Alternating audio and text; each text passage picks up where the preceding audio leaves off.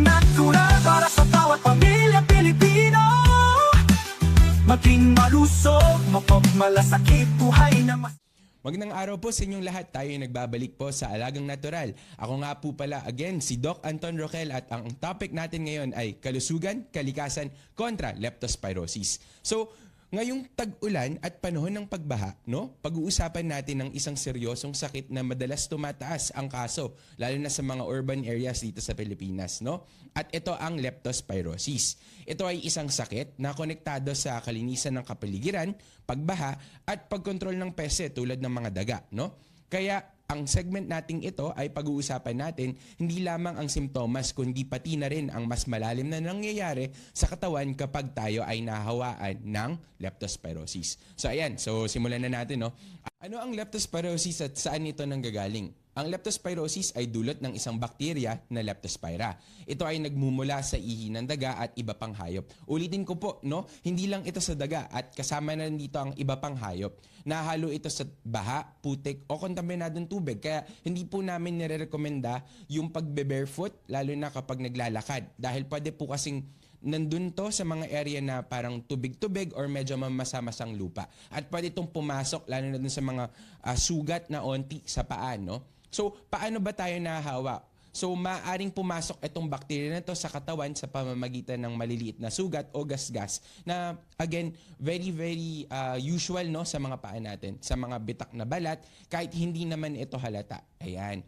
Kaya, pwede din itong pumasok sa mga mamasa-masang lugar ng mga mukosa or sa parte ng katawan natin tulad ng mata, ilong o bibig, or ito yung mga tinatawag nating mucous membranes. Kaya kahit maliit na sugat, pwede na kasing maging daan ito para sa mga impeksyon ng bakterya na tulad ng Leptospira. Ayan. So ano ba talaga ang nangyayari or mahalagang maunawaan natin sa pag-progress ng sakit na to? So unang-una is yung pagpasok ng Leptospira, no? Kumakalat ito kasi sa ating bloodstream or sa ating dugo, once na pumasok siya dun sa mga maliliit na sugat or pwedeng bitak-bitak dun sa mga balat natin. So ito yung leptospirinia kung tawagin, kung saan ito pwedeng umabot sa iba't ibang organs at yun nga po, doon na sila magkakaroon ng mga simptomas. So ano yung mga yugto o kung saan meron ng mga simptomas na yan? Ito yung lagnat, headache, myalgia or ito yung pananakit ng katawan. Ang madalas dito na mapapansin natin is yung sa calf muscle, dito sa may likod ng inyong mga binte at mga paa. Doon yung pinakamasakit. Nagkakaroon tayo dito kasi ng direct damage or direct injury dun sa mga area na yun. So, ang term natin dyan is vasculitis, no? Ito yung pamamaga ng mga blood vessels itself dahil nga nagkakaroon ng damage or direct injury dun sa mga area na yun. So, ang resulta nito is nagkakaroon tayo ulit ng inflammation or meron ding pagkakaroon ng leakage or pagdurugo dun sa loob na yon na nagli-lead din sa organ dysfunction or organ failure. Ayan. So, once na pumasok na, nagkaroon na ng problema, dito medyo lumalaban yung ating katawan na nagkakaroon na ng immune response. Lumalabas na yung mga antibodies, kung saan or kung paano nilalabanan yung bakterya. So, ito ay maaaring mangyari or pwede pong tumuloy sa meningitis, mas malala na rin dito yung systemic inflammation or yung buong pamamaga ng katawan, loob at labas. At nangyayari dito yung multi-organ involvement kung saan natatamaan din yung bato, no, na pwedeng mauwi sa acute kidney injury, kumbaga parang dumudugo na pati yung pag-ihi or magkakaroon ng problema. Isa na rin na pwedeng matamaan dito is yung liver natin, no? Nagkakaroon ng hepatocellular dysfunction or ibig sabihin may tama na dun sa atay. Kasama na rin dyan yung tipong paninilaw na mapapansin natin. Ito yung tinatawag na Weil's disease naman or ito na yung mas malubhang kaso. So ano yung jaundice na yan? Yung jaundice na yan yung parang yellow pad na paper, yung pagkadilaw sa may palad ng kamay, palad ng paa, sa may talampakan, pati na rin yung puti ng mata kasama na dyan. Isang organ din na tinatamaan dito ay ang ating baga or yung lungs. Again po, isang systemic inflammatory response or pamamaga ang nangyayari sa buong katawan. So nagkakaroon din dito ng acute respiratory distress syndrome kung saan parang nahihirapan na rin huminga. Ayan. So, ulitin natin, kailan ba lumalabas yung simptomas? Ano nga ba ulit yung mga simptomas? So, karaniwan lumalabas ang simptomas sa 5 hanggang 14 or 14 na araw na pagkatapos ma-expose. Hindi siya yung agad-agaran na, lumusong ako sa baha kahapon, bukas kagad meron kagad. again, may incubation period po tayo na mararamdaman. At yung mga simptomas na ulit na masasabi natin or mapapansin natin dyan is yung mataas na lagnat, pananakit ng ulo, kasama na dyan yung pananakit ng binti, likod, pamumula ng mata, no? Pagsusuka, paninilaw ng balat, at ito na yung mga severe signs na yan. So, ano yung mga kailangan nating tingnan or ano yung mga warning signs na mapapansin natin na dapat pag nakita natin ito, dediretso na kagad tayo sa ospital. Unang-una po dyan is yung kaunti yung ihi o yung wala yung ihi. Dahil nga po nagkakaroon ng tama na sa bato or sa kidneys. Pangalawa dyan yung matinding paninilaw. Ito yung jaundice na tinatawag natin. And again po, ito yung pag may tinatama na or tumatama na po sa liver or sa atay. Sunod dyan yung hirap sa paghinga dahil nga po pwede ding tamaan ng ating baga. At yung pagdurugot dahil nga po dun sa systemic na inflammation or yung pamamaga ng buong katawan. So itong mga warning signs na to, pag nakita natin, dalhin kaagad sa ospital. Uulitin ko po, ang mga warning signs natin dyan is yung kaunti ihi or walang ihi, yung pamamaga ng ibang parte ng katawan or pagdurugo, no? Paghihirap ng paghinga, at kasama rin dyan yung paninilaw. Ayan. So ano ba yung dapat gawin kung meron ng mga simptomas? Unang-una, magpatingin tayo kaagad. Lalo na kung merong history ng paglusong sa baha or kahit sabihin mo nang wala namang sugat or anything na napansin, basta ikaw ay lumusong sa baha or pakiramdam mo merong ihi doon ng daga or ng hayop, lalo na sa mga ganun tubig, magpatingin ka agad tayo. No? Kasama na dyan yung maagang antibiotics or yung mga prophylaxis kung tawagin namin. Halimbawa dito yung doxycycline na pwede kasing maibigay kaagad at nabibigay kaagad ng ating mga health centers, lalo na sa mga panahon ng matinding pagbaha sa mga lugar natin. Isa na dapat natin gawin dyan is uminom din ng maraming tubig. Ang sinasabi nga natin dito sa ating mga nagtatrabaho, kailangan at least 2 to 3 liters of water ang kailangan nating iniinom. Huwag din tayo mag-self-medicate ng basta-basta. Hindi dahil na alam natin yung gamot, no, is dapat iniinom na natin kaagad siya. Mas maganda dito is magpakita tayo para mas maganda yung gamutan at mas maagapan natin yung sakit na meron pwedeng mangyari. At pwede na rin mas mapababa natin yung risk ng mga komplikasyon na pwedeng mangyari. Ayan. So paano ba natin may iwasan ng leptospirosis? Unang-una, umiwas na tayo sa baha, no? Hanggat maaari, huwag na tayong lumusong. Pwede naman natin yung ipagliban ng onte. Huwag tayong papasok dun sa mga lugar na pwede tayong ma-expose, no, sa leptospirosis or sa leptospira. Ayan. Pangalawa, proteksyon. Kung hindi natin talaga maiwasan na lumusong sa baha, magsuot tayo ng proteksyon. Kasama na dito yung bota, takpan natin yung mga sugat, at pinakamainam, pagdating sa bahay, maligo tayo ulit at siguraduhin nating malinis yung mga parte ng katawan natin na nilusong natin sa baha. Pangatlo, tulungan nating linisin yung kapaligiran. Kontrolin natin yung mga populasyon ng daga at kasama na rin dito, linisin natin yung mga paligid para hindi po masyadong nagkakaroon ng naiimbak na tubig or nagkakaroon ng flood. So yung mga nasa estero, kailangan na tatanggalan na natin dyan sa mga kanal para hindi nagbabara po itong mga lugar na to. So linisin natin yung kapaligiran natin. And then, ang isa dito is yung mga preventive antibiotics. Lalo na din sa mga high risk, no, ng mga tao, at maaaring magbigay din dito kasi ng prophylaxis yung mga health center. So, ulitin ko po, kapag kayo is na-expose or nagkaroon na kayo ng panahon kung saan parang alam nyo is meron na kayong exposure, magpakita ka agad tayo sa mga doktor or sa mga health center kasi kahit papano, makakapagbigay nga po ng prophylaxis. Halimbawa nga dito ay yung doxycycline. Ayan. So, araw-araw ang digmaan. Umaga't gabi sumasabak sa laban. Dapat protektado ka outside at inside. Immune Advance contains 4 active ingredients gaya ng lagundi, malunggay, non-acidic vitamin C at zinc. Tulong pampatibay resistensya para tulong proteksyon. Isama pa ang proper diet at exercise. Para katawan ay handa, Immune Advance helps support a healthy immune system. Immune Advance ang sandata. No approved therapeutic claims. Ang Immune Advance ay hindi gamot at hindi dapat gamiting panggamot sa anumang uri ng sakit. Available in Shopee, Lazada, and other leading drugstores.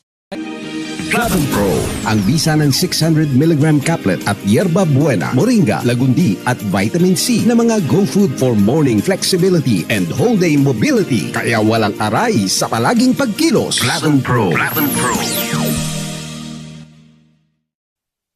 Alam mo ba na ang flavonoids ay mabisang sangkap ng mga green leafy vegetables at kasama sa mga medicinal plants? Ito ay naglalaman ng mga benepisyo na tumutulong alagaan ang ating atay, puso at isip at nakatutulong din sa pagbawas sa mga pananakit ng katawan. Pinag-aralan ng maraming universidad at mga siyentipiko. Kaya narito ang Flavon Pro. Flavon Pro. Ang Flavon Pro ay may mga sangkap ng yerba buena, moringa, lagundi at 110% reni ng vitamin C. Ang Flavon Pro ay gawa sa mga all-natural medicinal plants at 100% gawang Pinoy. Kaya palaging tandaan, Flavon Pro. Yes, Flavon Pro. Flavon Pro, kasama ang tamang diet at exercise. Ang partner mo sa pang-araw-araw na kilos at madaling paggalaw sa umaga, tanghali at gabi. Ang Flavon Pro ay mabibili sa mga suking botika, Lazada at Shopee o kaya'y tumawag sa aming hotline 0919-000-1738. Flavon Pro. Flavon Pro. Flavon Pro. Mahalagang paalala, ang Flavon Pro ay hindi gamot at hindi dapat gamiting panggamot sa anumang uri ng sakit. Ano ba yung mga pinakamadalas na itanong tungkol sa leptospira or leptospirosis? Unang-una, nakakahawa ba ito mula sa tao or nanggagaling sa ibang tao? So, hindi karaniwan na manggaling sa ibang tao. Kadalasan galing ito ulit sa kontaminadong tubig ng ihi, no? Ng daga at ibang hayop. Ulitin ko po, daga at ibang hayop. Ayan. Okay, lahat ba ng lumusong sa baha magkakaroon? Okay, depende ito sa exposure at sa immune system ng tao. Ulitin ko po, ang immune system kasi natin ay technically nagko-contribute dyan yung nutrition, hydration, yung pahinga mo at saka ehersisyo. No? So kapag medyo mas mabagsak or medyo mas mababa yung immune system mo, pwede kang magkaroon ng infection or mapasukan ng bacteria na yan. Okay. Ito next, kailan delikado? So kapag meron ka ng jaundice o yung paninilaw ng balat, kapag umuunti na yung ihi or wala ng ihi or yung meron ka ng paghirap sa paghinga, ito na yung mga delikadong kaso or mga warning signs na dapat talaga makita na kagad ng doktor. Ayan. Gaano ba kabilis lumala? So maaring lumala sa loob ng lamang ng ilang araw, no? At lalo na kung hindi ito maagapan or hindi kagad makakapagpakonsulta. So pwede siyang dumala lalo na dun sa mga high-risk group. Ulitin ko po, ang mga high-risk group natin, yung mga bata, mga senior citizen, kasama na dito yung mga buntis, at saka yung mayroong mga chronic illnesses or yung may mga inaalagaan ng sakit tulad ng hypertension, diabetes, at iba pang sakit. Or yung mga transplant patient din, kasama na rin dyan, cancer patients, kasama na rin po doon. No? Pwede bang gumaling ng hindi na na-hospital? Okay, pwede kung mild at maagapan at sabihin na nating malakas din yung resistensya or yung immune system mo. Pero let's say for example, meron talaga, napansin mo na yung mga warning signs or yung mga characteristic na simptomas tulad ng pananakit dito sa may calf muscle or sa may binte, no? Magpakita kaagad tayo para mabigyan lunas kaagad, no? Or yung antibiotic na kailangan. Bakit naninilaw ang balat? Okay. So, dahil naapektuhan yung atay, nagkakaroon ng liver damage or liver dysfunction. So, ang nangyayari dyan, yung liver kasi natin, naglalabas ito ng enzyme, no? Na bilirubin, kung tawagin namin, at ito kasi yung nagiging kulay dilaw. Lalo na kapag hindi siya na-metabolize further ng katawan. At nagde-deposit siya sa mga iba't ibang parte ng katawan tulad nga ng sabi namin, sa palad, sa talampakan, pati sa mata. Doon mo kasi makikita kagad yung paninilaw. Okay. So bakit naapektuhan din yung kidney? Okay. So dahil sa direct bacterial injury, no? Pwede kasing dumiretso doon. And again, sabi nga natin, systemic kasi yung response nan. So pwedeng nauna sa atay, nung damage, pwedeng tumuloy siya sa multi-organ dysfunction na papunta din sa kidneys or sa bato itself. Ayan. Okay. Ito, magandang question. May bakuna ba laban dito? Okay, sa ngayon, wala pong routine na human vaccine na available dito sa Pilipinas. Or pwede din kayong magsuri or mag-check din or mag-research din concerning that. Pero wala pong bakuna. Pero ang masasabi ko po, meron tayong prophylaxis dito. At ang prophylaxis dyan is yung doxycycline na pinapainom ka agad ng mga health centers, lalo na if kung meron kayong exposure. So, yung exposure, meron tayong pre at saka post-exposure. Meron dyan, ang ginagawa namin dyan, pag pre, bibigyan na kaagad kayo ng paunang dosage para hindi kayo masyadong maapektuhan kaagad ng mga simptomas ng leptospirosis. Pag post-exposure naman, ibig sabihin nito, lumusong na kayo sa baha at bibigyan na kayo ng gamot, usually mga ilang araw din nyo pong iinumin yan. Ayan. Pwede bang mamatay dito? Yes, oo. Lalo na kapag severe na yung cases at meron ng mga multi-organ dysfunction or multi-organ failure na nangyayari. Sabi nga natin, ang mga organs na pwedeng tamaan dito yung sa baga, sa atay at saka sa bato. Ayan. Okay. So ano ang Weil's disease? Okay. Kung pag sinearch yan, ito yung severe form ng leptospirosis na merong jaundice, kidney failure at pagdurugo na sa buong katawan. Okay. Gaano katagal ang gamutan? Okay, karaniwan mga 5 hanggang 7 araw ng antibiotics, depende sa severity nito.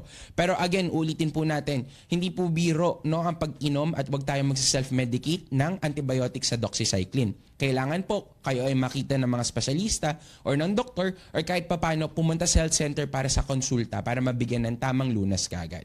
Ayan. At lastly, kailan ba dapat magpatingin? Okay. Kapag meron ka ng lagnat matapos lumusong sa baha, huwag ka na maghintay. Dumiretso ka na kaagad.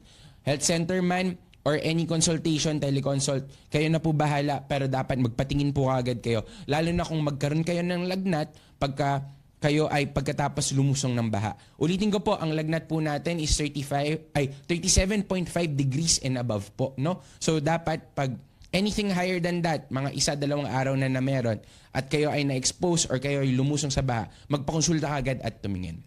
Alright. So, ang leptospirosis ay hindi simpleng lagnat lamang, no? Ito ay maaaring mauwi sa kidney failure, pagdurugo ng baga, at wag naman sana kamatayan kung mapapabayaan. Kaya tandaan natin, unang-una, umiwas tayo sa baha, protektahan ng sarili at magpatingin agad kung merong simptomas. So, ulitin ko po, ito ang kalusugan kalikasan kontra leptospirosis. So, maraming salamat po at sama-sama nating pangangalagaan ng ating kalusugan ngayong tag-ulan. Ayan. Maraming salamat po.